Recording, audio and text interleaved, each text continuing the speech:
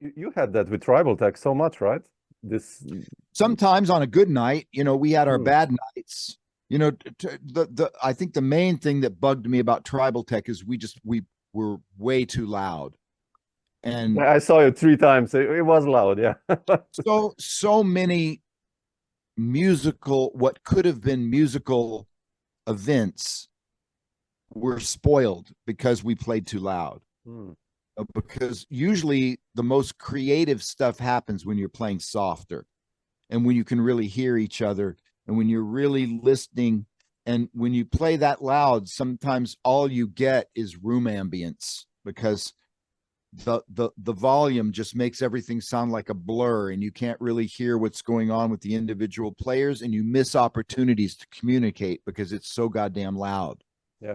So I think that was Tribal Tech's biggest folly, is Hmm. playing too loud. We just and I blame that basically on Kirk and Willis, not me and Kinsey, Oh, good. but Kirk and Willis.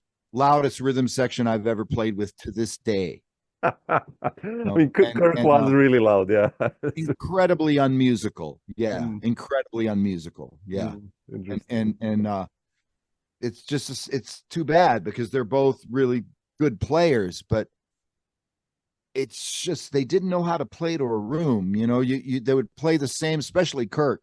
Kirk would play the same He was loud. way in an amphitheater that he would in a little tiny 50-seat club. Just hit the drums as hard as he can. And it was sad because we could have been a better band, Hmm. if it wasn't for that. But on records, you really nailed the ballads always, and like the feelings, Records were right? different. Yeah. Records were different because you're in a controlled atmosphere, Yeah. in your controlled situation where you have a chance to set up so that you Yeah. can really hear each other. So we were much better on records than we were live. I have to Hmm. say that. Interesting. How was it like your touring experience with Tribal Tech? Because you guys played a lot, right? I mean, like Yeah, it wasn't as musical as like what I'm doing now with my no, trio. yeah, yeah. Wasn't as musical. With my trio, we play half the volume that Tribal Tech played. Really? Wow. So yeah, yeah, yeah. We don't play that loud. And I mean, it's loud, but it's not ridiculous. It's not, we have a lot of softs. So there are a lot of loud moments, but they're balanced by quite a few soft moments as well and medium Yeah, moments. that's important. We're a Yeah. very dynamic band. Tribal Tech was never a very dynamic band. Mm, interesting. And that was a failure, you know. And that's the only really, if I have to look back and say, I can't really think of anything else that was a big problem. That was the problem, that we Mm, just played too loud.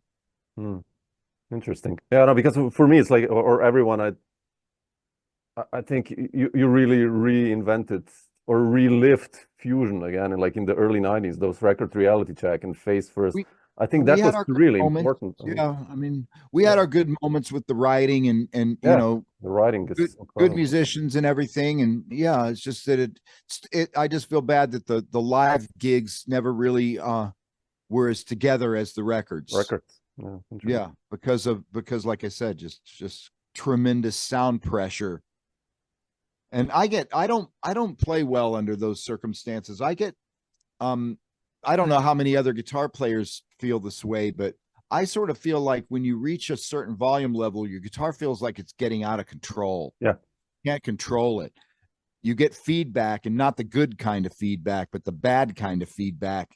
And every note wants to feed back, and yeah, it's hard to play legato because every note is trying to just go out of control. And I feel like I lose control of my tone when the volume is too loud. And there's a sort of a comfortable place where I get my best tone. It's still good volume. It's nice ballsy volume, but it's not ridiculous. It doesn't hurt your ears. yeah. Uh, I know what you I'm mean. lucky because I have a master volume amp, so I don't have to crank a Marshall on 10 in a small club to get my tone. I can get a pretty gainy tone at just about any volume. That's So great. that helps. I wanted to ask you, your trio and like, how did you decide to do? I mean, it's a long time ago, but Dog Party, that one, because it's like in the midst of you still kind of having tribal tech stuff, and I think, tribal tech, in the studio, we were doing a lot of really technical things. Like digital recording hadn't yeah, come yet. There wasn't Pro Tools. So we were trying to have multi keyboard parts layered when we only had 24 tracks. But yet we needed like 60 tracks to get all the keyboards. It was a very keyboard oriented band. yeah. So we were using one track of the tape for SMPTE, running the computer off the SMPTE track, and having keyboards actually playing during the mix. Oh, well, okay. So that can get really complicated. And it got to the point where I was like, God, it's almost not about the music anymore. It's just so technical. And so I thought it would be fun just to put a band together and just go in the studio and Play. roll Yeah. the tape and play like we used to in the old days. And that's kind of how the Dog Party album came about. Interesting. Yeah.